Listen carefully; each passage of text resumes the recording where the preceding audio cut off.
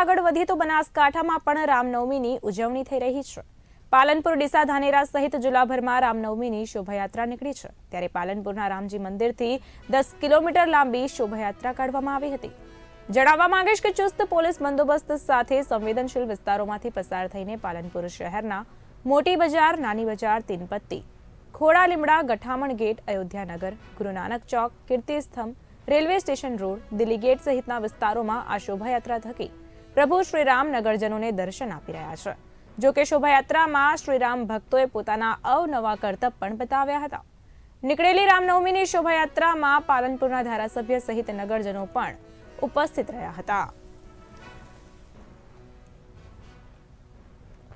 તમામ રૂટ ઉપર ધાબા પોઈન્ટ્સ રાખવામાં આવેલા છે, તેમજ ગેસ ગન, પછી rifles, body Warne camera, drone અને પૂરતા પ્રમાણમાં પોલીસ ફોર્સનો रूट पर बंदोबस्त रखवामां आवेलो छे। जय जय श्री राम। हमारी शोभा यात्रा में 3 बग्गी, 2 ट्रैक्टर, 2 ऊंट लारी और 1 डालो, ये हमारी शोभा यात्रा में वाहन है और हमारी शोभा यात्रा खूब धूमधाम से निकल रही है और ऐसे भगवान से निवेदन है आगे भी हमारी शोभा यात्रा धूमधाम से निकले। जय जय श्री राम। भगवान रामनी पालनपुरनी अंदर 13મી शोभायात्रा है और आखा भारतनी अंदर, आखो भारत वर्षनी अंदर भगवान श्रीरामना नामे आज भव्य उजवणी थती होय तो अमारू पालनपुर शहर छेनु बाकी रहे। आज पालनपुर शहरनी अंदर भगवान श्रीरामनी जबरदस्त शोभायात्रा निकली है।